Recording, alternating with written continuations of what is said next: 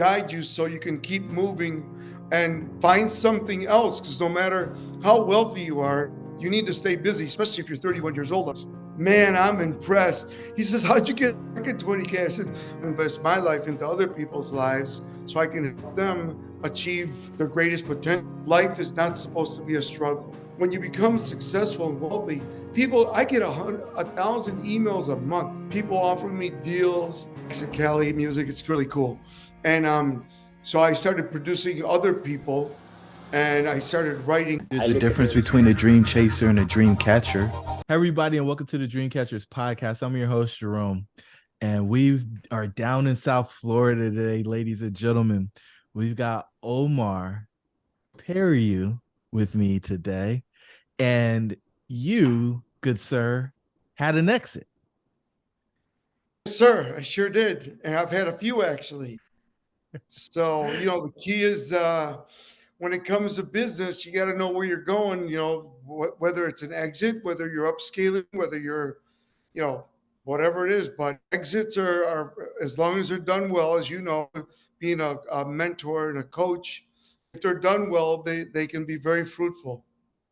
Well, it's funny that you brought up because I was like, he's had multiple exits, and when in meeting you, I was like, man, this guy might be like the most interesting guy in the world. Like, I feel like he should be like on the Dos Equis commercial or Captain Morgan. I don't know which one it is, but like you walk up to him and party, you have no idea what you're in store for. So, Omar, thank you so much for joining me on the Dreamcatchers podcast today.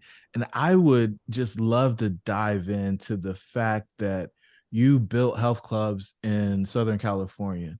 Yeah. How did you get to that place? Because are you native to be in America? Did you guys immigrate? Like, give me the breakdown on how you got there, man. Yeah, I was born in Cuba and we escaped. My mother and the kids, my father stayed back so we wouldn't get caught. And so when we got to Miami, they had a place called Freedom Tower, and we lived there. And they were sponsoring families around the country, and they sponsored us to Joliet, Illinois. And we landed. It was a big snowstorm. No money, no credit, no family, no friends. We don't speak English, and we've never felt cold air. Cubans in Chicago say no. We're island people. You know what I mean? So it was a big shock to us. But we're the only Hispanic family in Joliet, Illinois. And long story short, met some good kids that taught me English, brought me a Webster's dictionary, and they said we're one word a day and teach you English. And they did. And they're still my friends. And they were my wedding and everything. So fast forward, I did really well in sports. I held the AU record for bench press, 400 pounds, my weight class. And then I was made to Olympic trials in a 100-yard dash. That's what they had then. They changed it to 100 meters next year. So, and then my father, not speaking English, had accumulated 3 gas stations on auto parts, a block worth of real estate, and his own home in 7 years. But that's why I love this country. Anything's possible, right? But my dad says if he would have had me, he would have lost everything. The first time was not his fault because of Castro, but the other 2 times he knew how. You ever meet someone, Jerome, that knows how to accumulate things but not keep them, right? So that was my dad. I love my dad; is amazing, but he did really well with a 3rd grade education, and so he lost everything. I had to get a job. I had to quit school, get a job at a stone quarry. I don't know if you've ever been in Chicago. There's a big stone quarry called Vulcan Materials. I know That's where Vulcan well. it's that big hole, And I worked. I used to clean pulleys, clean and grease pulleys. Yeah, and not fun. You ever have a job before you hated it so much you used to fake going to the bathroom? No. That was my job. So Wait, did you have to like climb up cranes and stuff? Like I would climb up those pulleys, those rubber pulleys. I mean, some of them were like a couple 100 feet, and you climb up and grease them on each side, and then clean them on the bottom. It was crazy, crazy. I was like 200 feet in the air, leaning over, greasing pulleys with a grease pump. was crazy. They paid really well, but it wasn't worth it. So I saved up my money. I don't know if I told you I studied opera. I'm a lyric tenor.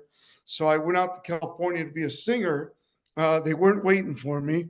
So I had to get a job. So I got a job as a personal trainer. So I was, remember Magnum PI? I was Tom Selleck's personal trainer. Uh, Wow. Logan's Run, the guy from Logan's Run, and Dukes of Hazards, Chip. It's just the guy from just a lot of people. But I saw salespeople making a lot of money. I go into sales. I failed miserably, and I was struggling. My car was breaking down. I'm living in a 200 square foot apartment, eating tuna out of cans. And I walked to work that day, and I pray a lot. So I was praying all the way there, and I met my mentor there. And I Hmm. was looking out the window, and a man, I'm a mechanic's son, so I love cars.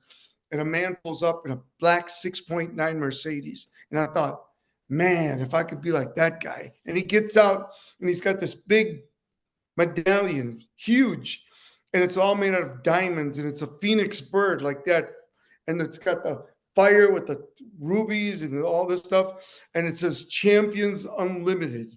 Well, I didn't know who he was, but he was the investor of the club, and he managed speakers. So he had a company called Champions Unlimited, and he managed Tom Hopkins, Dr. Maxwell Maltz, Jay Abraham, Danielle Kennedy.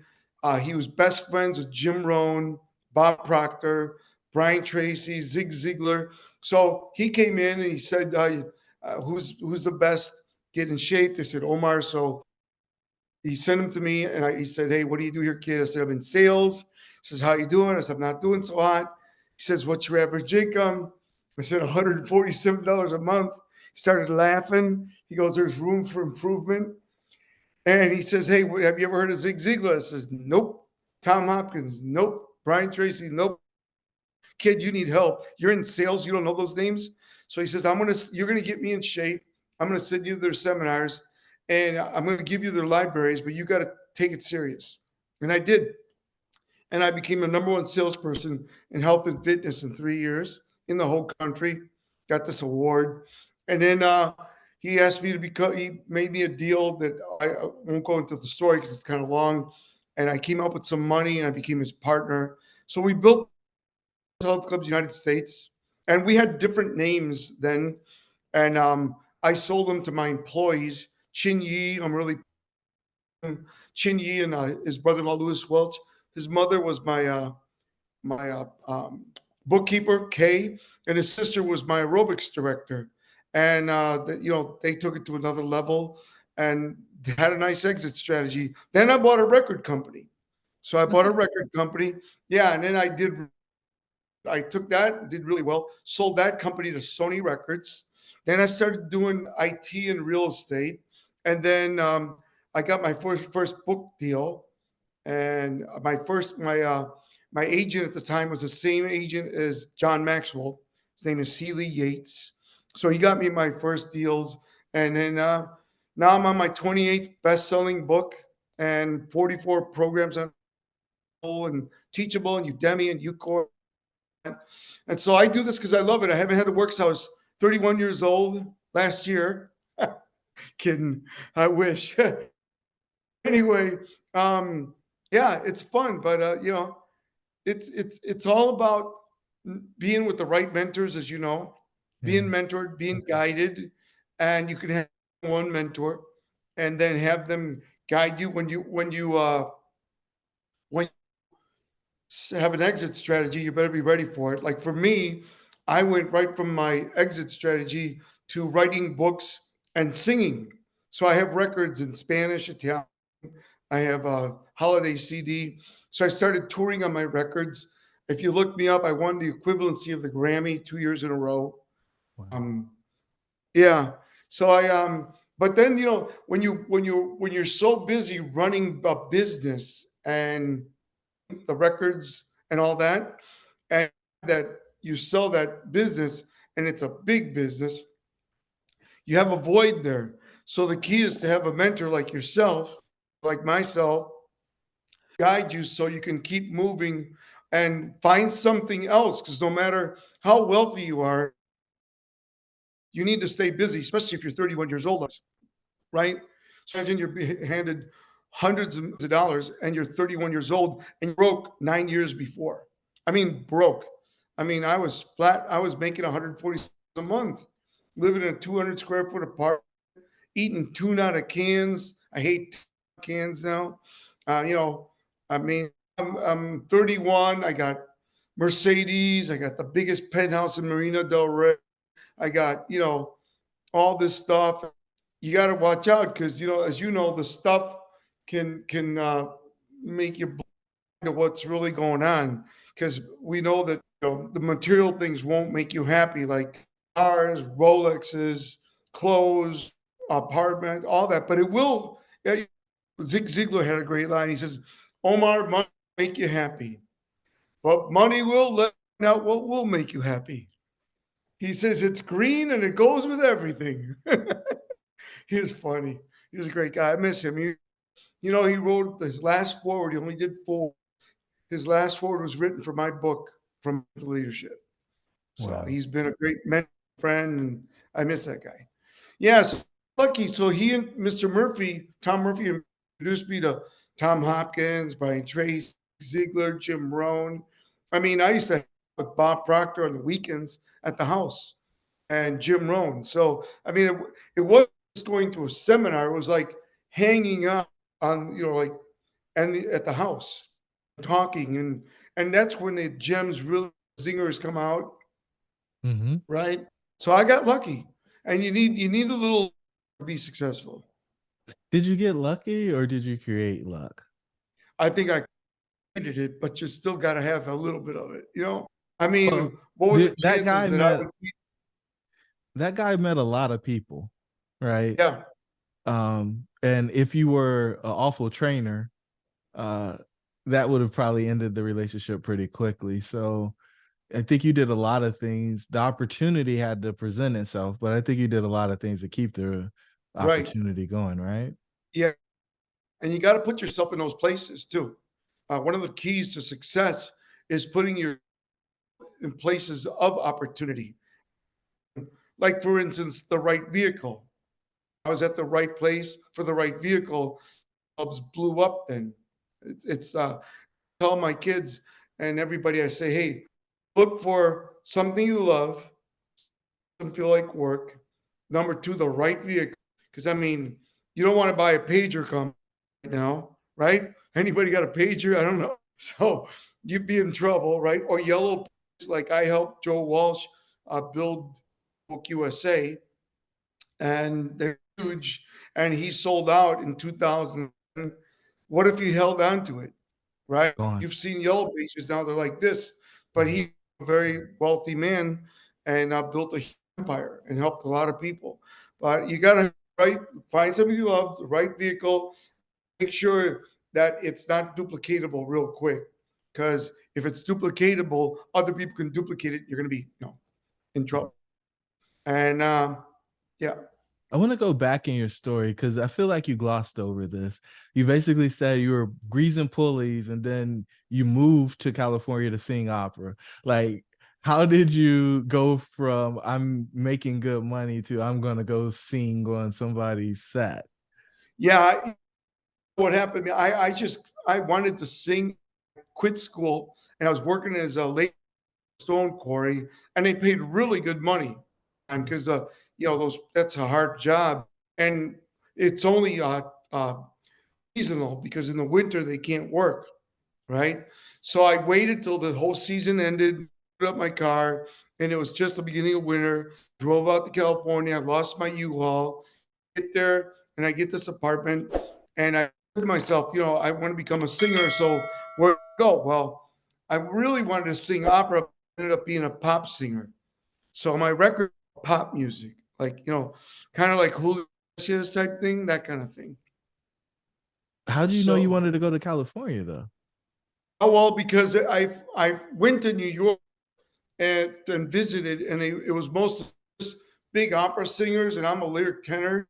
I had the lightest voice, so I wasn't gonna get the gigs that I wanted. So I thought, why don't I go to California and sing pop music, right? So that's what I went out there, And I did demos and all that good stuff. Okay. And then that didn't work. So you went to the health club and trained for basically nothing. And then you meet the guy Right. and you become business partners with the guy. And did he actually work in the business, or was he just like funding and you were the guy doing He everything? was funding and I was the guy. But what happened was, I'll make a long, there's that a story, but the story was he said to me, hey, I said, I want to be an owner. He goes, well, here's the deal, kid. I see you know your stuff. Uh, bring me 20K to show me you do it. And as he says, do you have 20K? I said, no, anything. He says, all right. So he sent me years and helped me get a credit card, a compressor. And I met a guy and I was his personal trainer, and he would paint apartments in LA. And as you know, in LA, there's a lot of apartments. So he said to me, look, I have too much work. You give me $100 every apartment I send, and I'll give you so much work. You'll be so busy. So he was a great. So he sent me there, and I had bodybuilders because I was alert. I put the mask on. My bodybuilder friends would do the trim because it's a flat paint and then it's oil, right? So they would do the trim, and I would do the spray. We had spray guns, and so then like 6 months, I went to Mr. Murphy and I go, "Here's 20K for my first club, and here's 20K for my second club." And he goes, man, I'm impressed. He says, how'd you get the second 20K? I said, well, my bodybuilders loved it so much. They're making so much money. I sold the business for 20K with all the pressers and everything. So he was pretty. So then I went into my second club. Next thing you know, we have 28. Next thing you know, we're buying, clubs, and then we sold out. Wow. Yeah. And so like there's so many exits in between. We believe there's 8 exits for a founder. And so you became chief everything officer. You basically bought yourself a job, right? With the Right. 20K to build it up. You build it up. Were you able to get management in place, or were you always in there on the day to day and responsible for the club? I feel like you want to be like Mr. Murphy, but sometimes it's hard to get to the place where you can just be the owner. You had to have someone who was a CEO. And what I did is I learned to train people really well. I was really well by my mentors. So I took their training and created a university for the health clubs. And then I would make go through a primary training sequence. When you come in, whether you're a membership director or a trainer, you had to go through my training for a week. And that's before they had all that certification stuff. So you would have to be by myself or one of my managers and go through the training. And once you went training the 5 days, then on the floor. But until then, you didn't go on the floor. What I was able to do is I good at training people, and I was able to duplicate myself so I could move up and like have 100-mile view of what was going on. Because when you start expanding fast, you got to have systems, right? Yeah. So if you don't have systems, you're in trouble.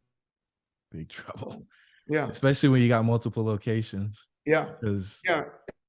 By the way, when you get to third clubs, I mean, as you know, 2/3 of the club are making money and 1/3 is not. yeah. And then be careful that you don't end up running the adult daycare system. So you got to like stay focused and train. So I would go back and train the leadership over and over again and over again. Because as you know, in L, everybody comes out there, they want to be an actor or a singer. So there was a lot of turnover, right? And they would come back after they got a part and bring them if they were good. If not, would tell them sorry. But there was a lot of turnover because the moment they got a part or something, they were gone. So Mhm. So did you ever install a board before selling, or did you just go straight from owning it to getting your check or your wire? we had a board, but the board was people that invested. So I did it the old fashioned way. I would go up to you and say, we're opening up a new health club. The income is 250 a person. If you're interested, and people would be interested because after we did a few, people saw we were profitable. We had huge clubs. Our clubs were 3 acres, 20, 30,000 square feet. So people were like intrigued by it. The first club 7,800 square feet. After that, it took. And it's funny now, Jerome. All the clubs now, as we speak, the the most successful clubs are the boutique clubs right now that are like from 5 to 6, 7,000 square feet. And why? Because people are into personal training and they want that more of that personal touch. So the big clubs right now are suffering because people want the boutique clubs. So Mhm. a lot of companies are pivoting, like Equinox clubs that have smaller that they can give more private training and charge. Yeah, it's not the Walmart model. It's the Neiman Marcus model or Right. Bloomingdale or something like that. So, all right, you had the board, but it was investors and they invested by the club. Um, but that didn't actually just allow you to just be owner. You're in making hands-on, making it work and growing it and figuring out how to make it profitable. Tell me about the sales process. Like, did the first people that offered to sell? Like, When you're saying the sales process, like the when first you people that I sold to, when no, so the first person maybe to make an offer on buying the clubs from you, did that go yeah, through, or did you have like what we call the roller coaster of the exit where like multiple people make offers and they don't close? And it was actually my employees that bought me out. They were me for 8.5 years, and I mentored and they're my students. In fact, they credited for their success. And the people that bought me out were actually my employees. So okay, yeah, no, it was a one-time sale. That one was and it. done, one Yeah. and done. Now that wasn't like that for the record company Okay. or the publishing company. So the record company, I went to multiple companies and finally sold out to Sony Records. How was that? Because I think a lot of founders, so selling to your employees is one thing that few people actually do successfully. Sometimes they do an ESOP, sometimes they just sell it to the people. I think most people who are looking to buy stuff are looking for key employees who would stay around after the sale. So you just cut them out and sold it directly to the people who helped you build it.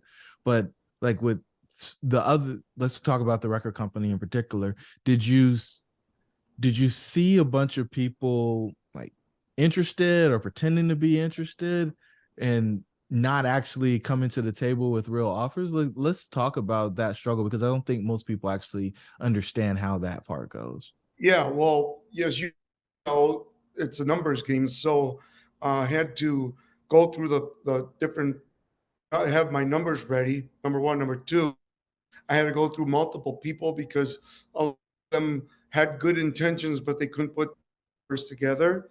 And they had either private money or hard money or that they were talking to about being investors.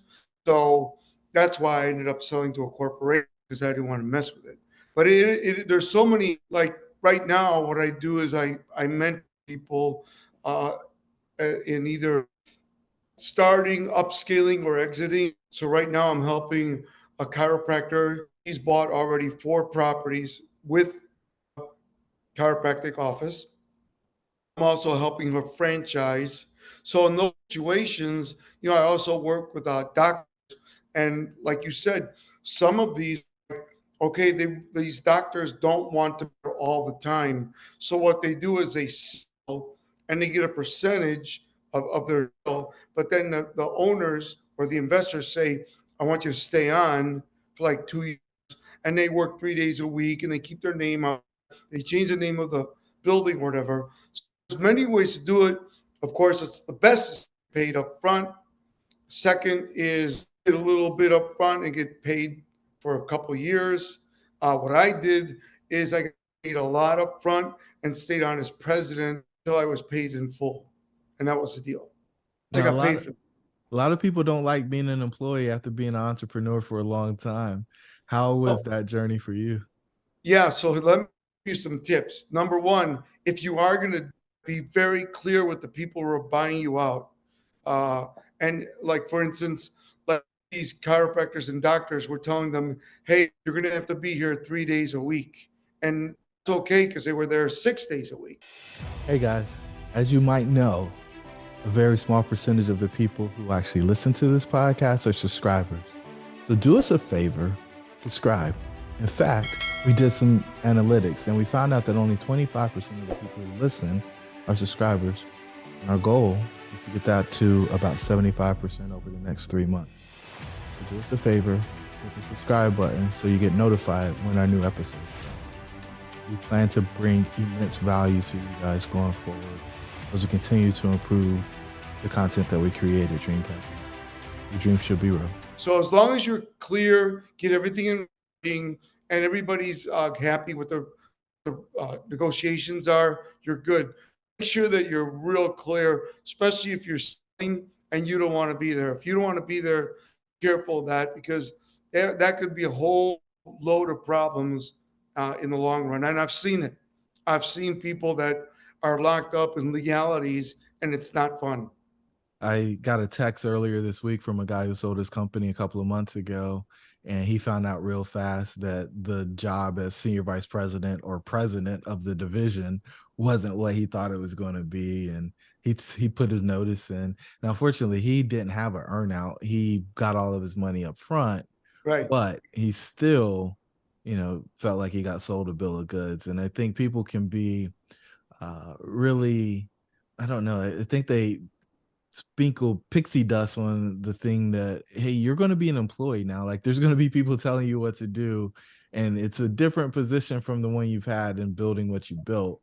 And I don't think most people, like I say, I'm unemployable all the time. I don't think most entrepreneurs are actually going to be good at being employees. Yeah. Well, the guys that bought me out were my employees, so they had a lot of respect for me. Plus, they needed me because I had a great reputation, and I trained people, obviously, and so they needed me a lot. And in fact, they continued for years to buy my materials and have me come in and speak. So, which is good. When it works, it works. And Right. you've not just spoke for the company that you sold. I mean, let's talk a little bit about some of the folks that you've done training for, if you can, and Yeah. the types of events that you've run, because I don't think people truly think about what their next is on the backside of an exit. I think they just believe that I'm gonna ride off into the sunset and play golf, sit on the beach and drive fast cars and wear my fancy watches. And there's so much more on the backside. And I think, Omar, you're a great example of that. So, like, let's talk about some of the things that you've done. You talked about singing, you talked about the record company, but there's a whole lot of skills that you cultivated when you were building the health clubs that you're using all over the planet. Yeah, and the singing helped with the speaking because you're really a performer, an actor. Mhm. So I was able to get a book deals. And like my first book was Investigative Selling. Tom Hopkins wrote the forward. I had the backing of Zig Ziglar, Jim Rohn, Bob Proctor, uh, Brian Tracy, all the big guys, and then John Maxwell. And then I did From Management to Leadership. And the thing is, because of Mr. Murphy's relationship, he owned Champions Unlimited. My first seminar was in front of 400 people. My second seminar was in front of 20,000 because he put on the biggest stages in the world called Get Motivated. So I was on Get Motivated from 96 until they closed a few years ago for the pandemic. So I did like 50 cities a year for them. And then I got on Success Resources. And then Tony Robbins had a company called Results. So I got on those. I did some of those. And then Tech and, just keep going. Just keep going. And now it's masterminds. Like you met Phil Smith. I do mastermind. Kevin Harrington, I'm partners with him. I do events for him. Tom Ziegler Jr., just a lot of different events, EdgeCon, things like that. So I'm still busy. I cut back. I only do 3 events a month because I was doing like 80 cities a year. Not necessary anymore. So I do like 35, one a week, that kind of thing. Now, some people would believe that they would never work that much post exit. Let's talk about it. So, did you get a check or did the wire hit? Like when you got the first big one? Uh, it was a check in All those right. days. Yeah. So you're holding the check. I assume it's more money than you ever had in your Oh life yeah. that was yours. Absolutely. Yeah. How'd you feel? I felt like I need to find a bunch of banks that are all FDIC approved so I could. And that was my first 2 weeks, finding all the banks I could that were FDIC approved. I could walk in and put 250, 250, 250 because I wasn't married, right? At the time. So I was just like running around. I had like all banks. And then I got into real estate. I Mr. Murphy owned a real estate company. So he taught me about real estate. So we started buying homes and commercial real estate. So I bought a lot of real estate, and I still have a few of those up to this because I bought them right. And and then I started, looking at companies that I could buy, and I did that up until uh, about a year ago. I like right before the pandemic. I like to buy companies that are profitable, like a million profits, and then I look for the. If I hope that they have real estate attached to it, I'll buy them, keep them, and do an exit strategy 3 to 4 years.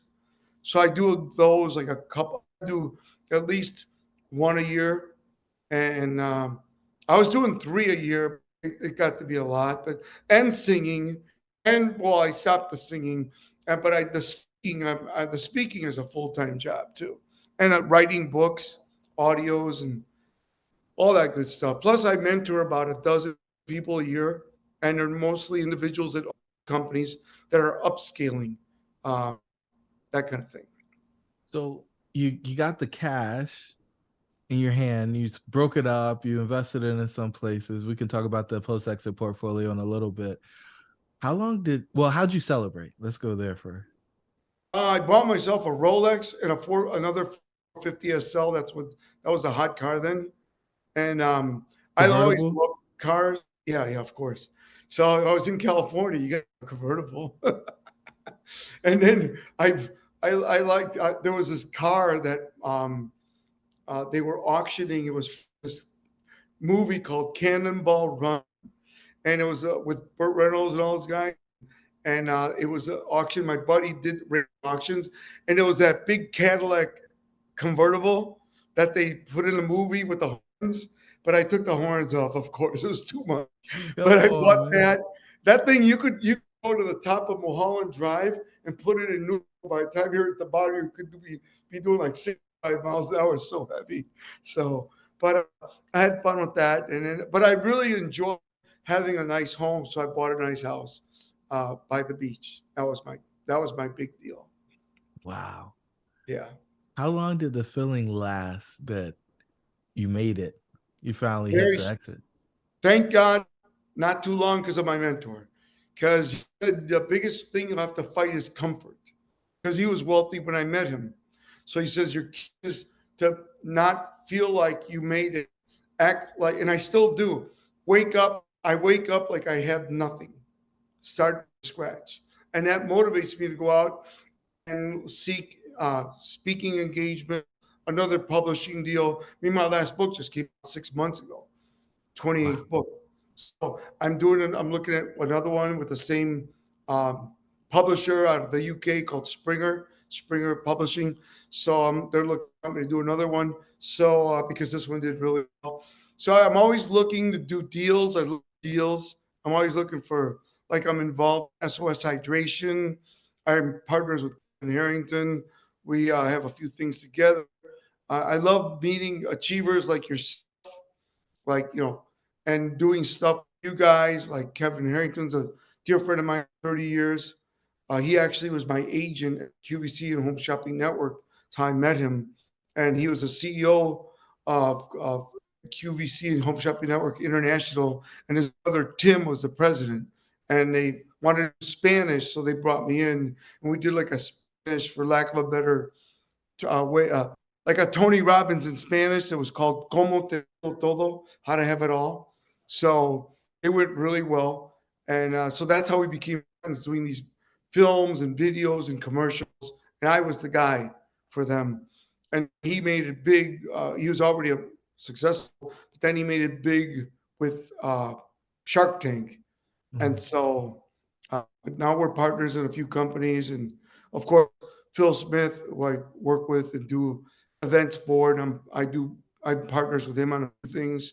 So I love getting involved with things that I enjoy with people that I enjoy. Now, what it really sounds like is you became the mentor that you had that helped you get out of the health clubs. Is that fair? Yeah, that's why I do this, because I feel like he invested his life into my life. He's 89 years young, and I invest my life into other people's lives so I can help them achieve their greatest potential. Who knows where you can go? I mean, look where a Cuban immigrant without a degree got, right? So who knows where I can take somebody else that's got potential. But the one thing I'll say, and I know you know this, is I said to my mentor, Mr. Murphy, why me? And he said, you were the most coachable person I ever met in my life. I Wow. was so coachable because I'm like, what I'm doing is not working. This guy's got everything I want. He's got great kids, great wife, great cars, great businesses, great guy, man of integrity and character, out humble. And I'm like, man, if I could get close to this guy and be like him, I'd give anything. And I got my wish. So I got lucky. Like I said, gotta get a little lucky. Yeah, but if you And you weren't gotta be ready. coachable, Gotta be ready. well, that's the big one. But if you weren't coachable, he wouldn't have continued to invest in you because I imagine you couldn't pay that much in the beginning. You could probably pay a whole lot more on the backside, but in the beginning, you couldn't pay much. Now, he made money from, I guess, being an owner and the thing that you helped build, but he didn't know that that was going to happen either. He hoped, but he didn't know. Yeah. I became really good friends with retired General Colin Powell. And he'd say things like, a great leader is an average individual who is incredibly well prepared when an incredible event occurs. Ooh, And he would say that to me. He always had these zingers, you know. He's like, he was a really great guy. What a yeah. gentleman. So, Omar, a lot of my privates come in and they're asking three questions. What was it all for? Is this really it? And what now? Right. Did you ever ask those questions? Do you see that to be, or do you see that to be common with the folks that you've been supporting? Yes. And let me share with you, for me, it was the health clubs was a means to own a record company so I could sing. But I love helping people lose weight, gain weight, build, tone firm, reduce, whatever they wanted. I really enjoyed helping people because you'd see them transform. It's kind of like what we do. They transform by being fit. You know, you see a man or a woman lose weight and get fit, and now they feel confident, right? So that was amazing. So that was my motivation, was to get them going. But then my real motivation was, if I could just make enough money to buy a record company, and I did. So then when I exited, my big saving grace was that I had already the record company going, and that Mr. Murphy already had a book deal for me. I mean, I was writing my book for 5.5 years before I exited. Wow.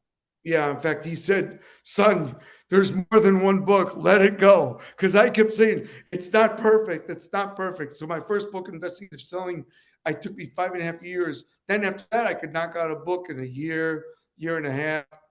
The second was long, 2.5 years, from management to leadership. But after that, I can knock out a book in 9 months, you know. So, and That's then of course, so you go from the, why'd you do it?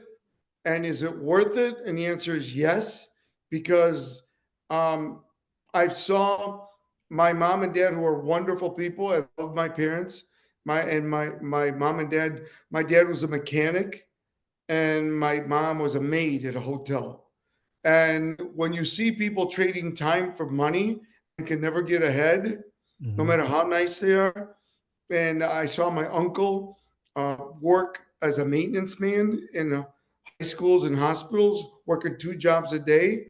And he took care of his family, but he never was able to get ahead. Sure, he finally bought himself a nice little home and all that, and he took care of his kids, but never really got to enjoy himself. And then, So I just thought, I see the examples, and I don't want to be like that. I love them, but I want to be like Mr. Murphy. Mr. Murphy lived in abundance. 12,000 square foot home, Wow. fancy cars, the Rolex, the diamond Vandalia, the clothes, the second home up in Aspen, the third home in Flagstaff, skiing, all. And I'm like, and I saw him, and it's like, then I read this book. I wish I could remember the guy's name. And Mr. Murphy handed me a book called Life is Not Supposed to Be a Struggle. And it was written by a billionaire. And I wish I could remember the guy's name. He was, and the book is literally this small little book. It says, Life is not supposed to be a struggle. I have it in my storage, but I don't have it here. And wish I remember his name. Anyway, bottom line is that I thought, yeah, because when you become successful and wealthy, I get 1,000 emails a month. People offering me deals, offering me a piece of their company, offering me, do I want to mentor them? If I can help them upscale, can I raise money? All that. I get 1,000 emails a month. That's a So lot. most of them are not that good, but there's some in there that are good. I look at them, but I get that, and I get like opportunities. Like I own pieces of companies that I mentor and get a retainer, and I mentor and all that good stuff, and Wow. own a piece of it too. So yeah, I flipped the chart now. I instead of running it day to day, I mentor, coach, and help them either run it, upskill it, or raise money, or have an exit strategy. Mm. And that's fun for me because I get to be part of it, and I'm not like in there 24/7 because that's what it takes. That's what it takes to get the results in a lot of ways. Right, Um, okay. So you see people asking those questions. What was it? What's really cool about your story, and you didn't say this explicitly, and I might be putting words in your mouth, but I think this is an accurate depiction of what happened. So you wanted to sing, it didn't work out. You went and did a health clubs thing. Then you had the financial wherewithal where you could sing, right? right, Because you own the company. You weren't right, letting the gatekeepers determine whether or not you were going to be able to sing. You did. And not only did you sing, but you knew you didn't, not only did you sing, you knew that you were going to be successful at right, singing. You showed everybody else that they missed the boat. And, you didn't talk about that. But if I get the Grammy or the equivalent of the Grammy, that means that I know what I'm doing. And you guys are idiots. And you should have hired me a long time ago. right. And Um, I started producing other people, mhm, and I found these. So there's a lot of beautiful Latin voices in Mexico, and and they have these bands that you could record in one shot and make a CD, and then they'd go out and they'd make a ton of money, and people love that kind of music. It's like that music goes, you know what I mean? That mhm, that kind of Mexicali music. It's really cool. And so I started producing other people, and I started writing because I wrote a lot of songs on my records. mhm. So write the money's writing, you know that, right? So that's you gotta you just gotta recreate all the time.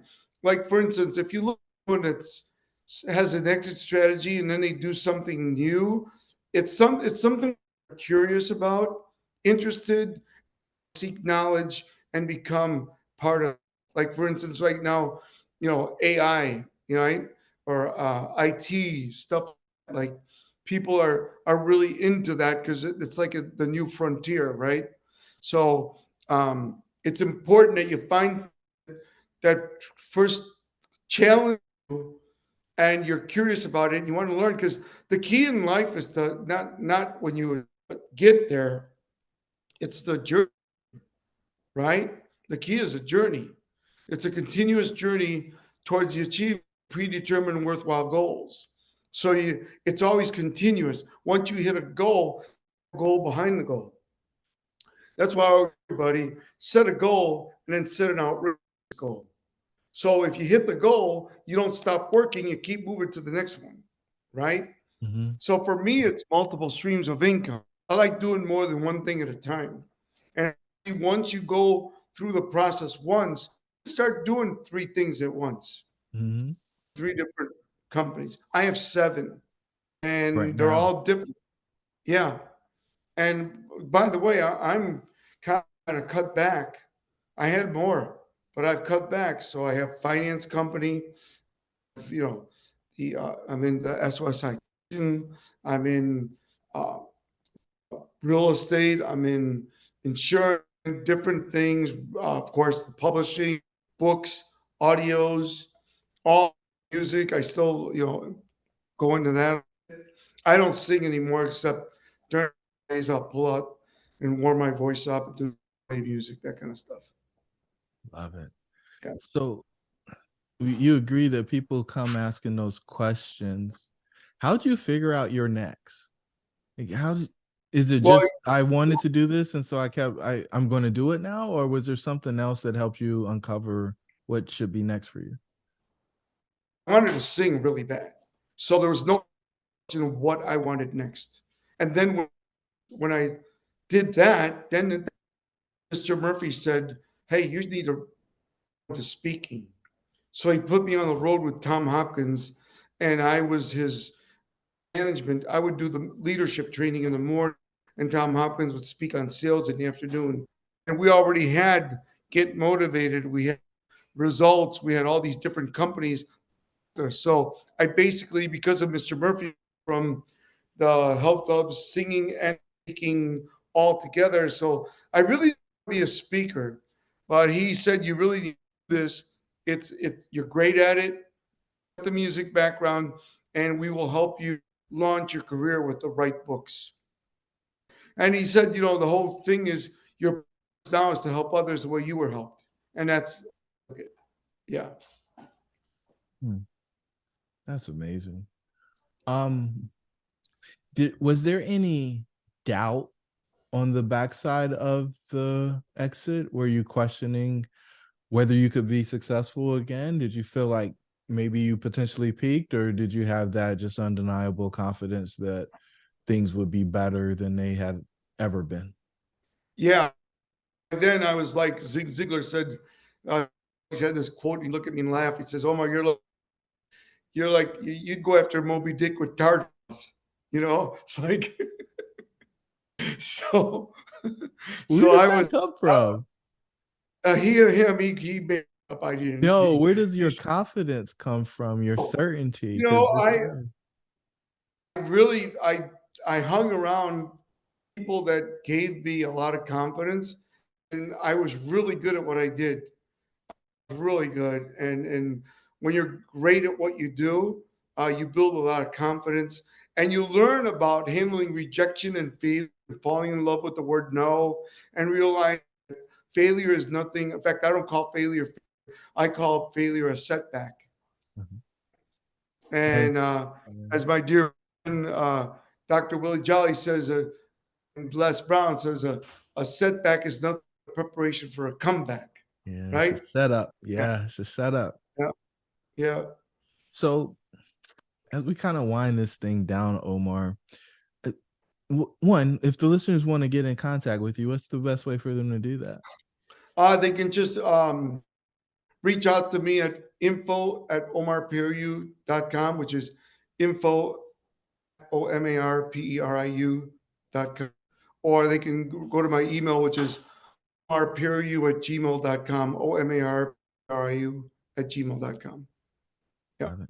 And he's responsive, ladies and gentlemen. He gets back to you. He wants to see what's going on. Um, Yeah. so the final two questions that I wrap up these shows with is, and the first one is, um, who else should we have on the show? Usually those who exit know others that have exited.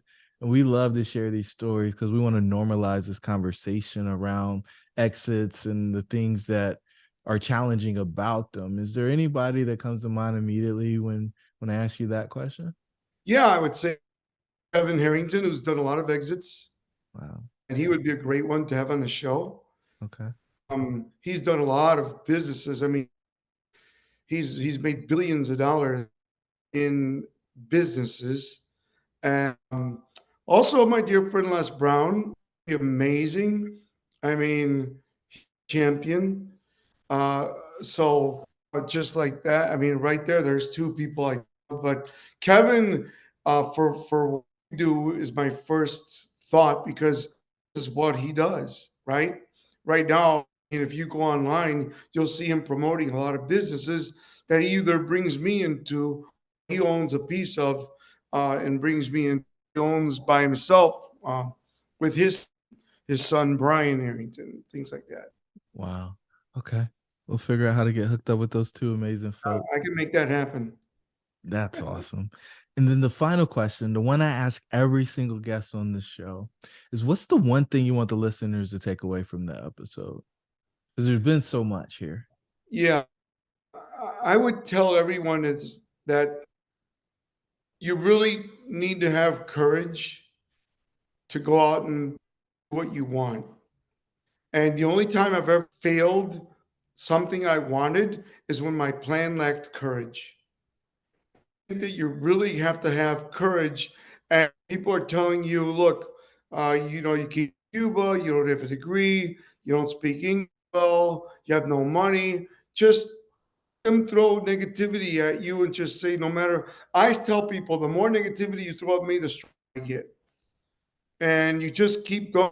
Now, make sure that you're going after the right vehicle because I don't want you. You know, Rohn used to say, if you're motivated and you're after the wrong vehicle, what do you have? A motivated idiot, right? So you don't want that. Yeah. But no, I think you have to have courage in life, and if you have courage, you're going to do the things that failures won't, and you're going to do things that people won't. And I think that I have and had, and I still do, and I'm not done. And I think that you've got to really start really believing in yourself and be confident. And sometimes it's hard because life can kick you down and beat you up. But if you believe in yourself and you even if you have a little bit of belief and you just keep persevering and tenacity and be a self starter and keep going after it, sooner or later momentum is going to go into your way and help you there. But courage is a great word. Courage. I love it. I love it. I love it. I love it. And I think there's so many people who are scared and they let Right. that ruin, they let that run their life. But you, my friend, you're a dream catcher. You did it regardless of what the odds were. You show up every day with vigor and zest, with the intention to make the world a better place and to get the things that you truly desire. I know that there's been challenges. You and I have had some conversations offline that it just makes me at times pause and realize how much I have to be grateful for some of the things that you had to go through or you've been through as a result of unfortunate circumstances. And it's really interesting when people will be like, he's so lucky, but ladies and gentlemen, he created his luck. He was coachable, he was willing to take risks, he demonstrated courage. And courage isn't like just a word. Like when you think about it, you actually have to be scared and do it anyway to demonstrate that you have courage. And if you're only doing things because you feel comfortable, I can assure you that that's the fastest way to mediocrity. And if you want to live an extraordinary life like Omar, then you better be willing to step up to the plate. When fear shows up, look it in the eye and say, hey, get in the passenger seat or get in the back seat. We're going for a ride in this Cadillac from the Dukes or from the Cannonball Run movie. Omar, this has been warming and enriching for my soul. I'm so grateful to have you in my network, and I look forward to continue to deepen our relationship and continue to learn and grow from you, because I tell you, you've got so much experience. It's just shocking to me that more people don't know you, because I feel like I know all the guys, right? And when I met you at the party, I was like, man, how do I not know this guy and all the Right. things that he's done? And I mean, there's some things that we can't record that you've done, which just takes it to a whole new level, man. So again, from the bottom of my heart, thank you so much for being so generous with your time today. Thank you, Jerome. Thank you for having me. And I look forward to the next one so much. To the listeners, your dreams should be real. We'll talk to you in the next episode.